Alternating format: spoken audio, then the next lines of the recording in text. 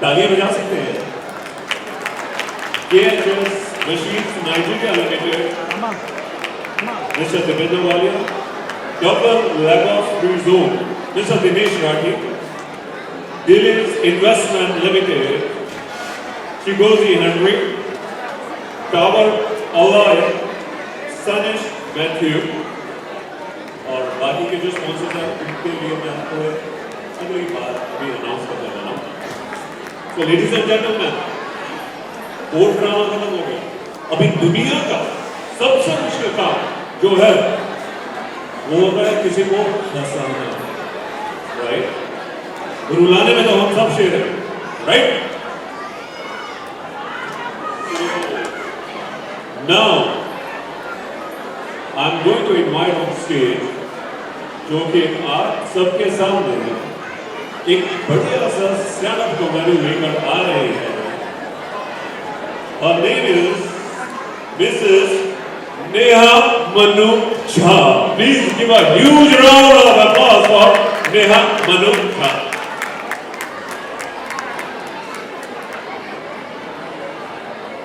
Respected CG sir और सारी audience का मैं यहाँ से हार्दिक स्वागत करती हूँ, अभिनंदन करती हूँ। आप सबको मेरा प्रणाम।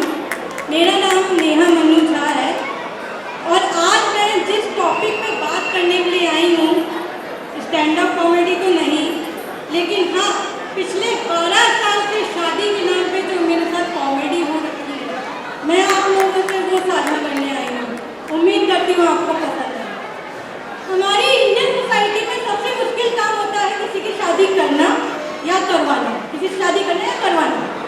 लेकिन इसके बाद असल कहानी चालू होती है जब शादी हो जाए, क्योंकि जब नई नई शादी होती है तो हर हस्बैंड को अपनी बीवी सौंदर्य साबुन निर्मा की मॉडल नजर आती है, लेकिन शादी के कुछ दिनों बाद ही वॉशिंग पाउडर निर्मा के ऐड में जो बाल्टी यूज होती है, जिसके तरफ कोई ध्यान नहीं देता है, वो बेचारी वो बन के रह जाती है, क्योंकि सब हेमा, रेखा, जया और सुषमा पे ध्यान दे रहे होते हैं। मैंने भी ऐसा ही कुछ सोच के शादी करी थी। जब मेरे हस्बैंड मुझे मिले, मुझे लगा मुझे कुछ होता है कि शाहरुख खान मिल गया है, लेकिन यकीन मानिए मुझे शादी के कुछ दिनों बाद समझ में आ गया कि वो गदर एक प्रेम कथा के सनी देओल है। मुझे लगा चलो काजोल नहीं तो सखीना बन के रहूंगी, लेकिन मेरे हस्बैंड को मेरे अंदर सखीना नहीं, उनको मेरे अंदर अशरफ अली दिखाई देता। जैसे ही मैं उनको कुछ बोलने जाती हूँ, वो हैंडपंप लेके खड़े हो जाते हैं।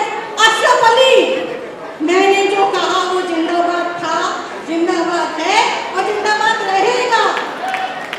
लेकिन वो बेचारे भी क्या करते, उनकी गलती नहीं है, क्योंकि शादी के शुरुआती दिनों में मैंने भी एक ऐसा कैरेक्टर निभाने की कोशिश करी जिससे मेरा दूर दूर तक कोई नाता नहीं है।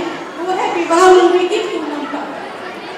जैसे ही नई नई शादी में मेरे हस्बैंड ऑफिस से वापस आए, मैं उनका प्यार से स्वागत करूँ और वो आइए बैग दीजिए, मैं आपके लिए फूल लेकर आती हूँ। लेकिन 2 महीने के अंदर ही मेरा असली रूप बाहर आया, जो कि था भूल भुलैया की मंजू।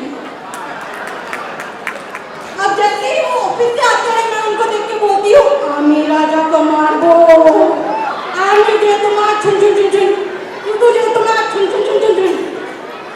लेकिन ऐसा नहीं है कि वो पूरी तरीके से बदल गए हैं।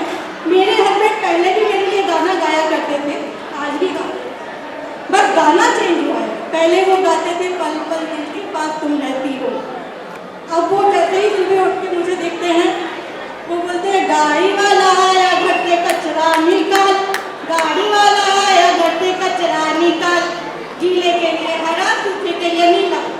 अब इसी कंफ्यूजन में मुझे समझ में नहीं आता है मैं नीले में जाऊँ या हरे में, इसलिए मैं घर में बैठी हूँ। इसके अलावा ये जो छोटी छोटी चीजें होती है विश करने की, बर्थडे, एनिवर्सरी, हम लोग आपस में ये सब छोटी चीजें विश नहीं करते, हम लोग बड़े बड़े ओकेजन पे विश करते हैं। क्यों? आपको एक एग्जांपल देना चाहूँगी। पिछले साल मुझे एक ओकेजन याद आया, मैंने अपने हस्बैंड को वीडियो कॉल किया। मैंने उनको कहा बाबू आज दूध पी ले, तो उन्होंने मुझसे कहा कि क्यों? मैंने कहा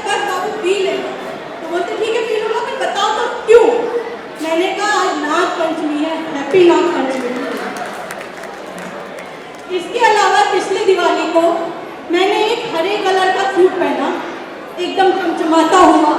घर की दिवाली से ज़्यादा मेरे सूट पे थी। मैं वो सूट पहन के आई अपने हस्बैंड के सामने। मैंने उनसे सीधा साधा सवाल किया कि मैं कैसी लग रही हूँ। कितना आसान होता है किसी को बताना कि वो कैसा लग रहा है।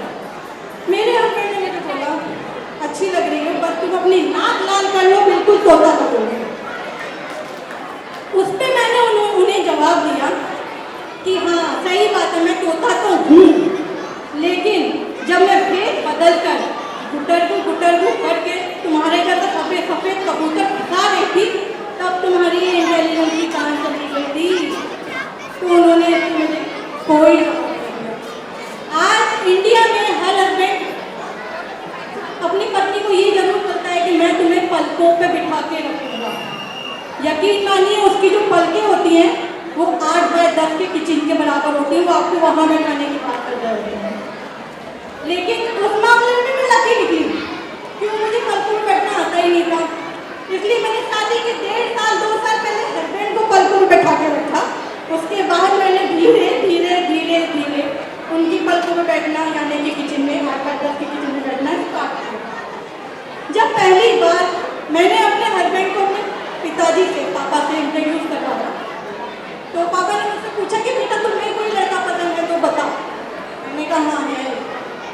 तो बोलते कहाँ से? मैंने कहा बिहार से बताओ। बोलते नहीं, बिहार का छोड़ के बताओ। मैंने कहा पापा साड़ी नहीं है कि इसी डिजाइन में कोई और रंग दिखाओ। मैंने कहा आपने पूछा तो मैंने बता दिया कि फलाना लड़का है जो कि मुझे पसंद है। उन्होंने साफ मना कर दिया। उसके बाद मेरे पापा ने मुझसे केबीसी खेलना स्टार्ट किया, कौन है, क्या है, कैसे है, कहाँ से है। फिर जैसे तैसे बड़ी मुश्किल से मेरी जो लव मैरिज हो रही थी उसको पापा ने अरेंज करवा दिया, तो वो अब अरेंज मैरिज कहलाती है। लेकिन फिर भी शादी के बाद में जितनी कॉमेडी हस्बैंड वाइफ के जीवन में होती है उतनी शायद कहीं नहीं होती। और मेरी लाइफ में कॉमेडी तभी से स्टार्ट हुई जब मेरे लिए लड़का देखना स्टार्ट किया गया। मेरी पेंटिंग कराई गई, जैसे पुरानी बिल्डिंग की कराई जाती है वैसे मैं लड़कों की तरह चलती थी ऐसे। तो मेरे पापा ने मुझे बोला भालू की तरह चलना बंद करो, लड़के वाले भाग जाएंगे। मैंने कहा ठीक है। फिर भी लेकिन जो किस्मत में लिखा होता है ना वो होता है। लेकिन लास्ट में मैं बस इतना कहना चाहूँगी, जिनकी एक दूसरे के बिना नहीं होती है सुबह और शाम, हस्बैंड वाइफ को उस रिश्ते करना। Thank you.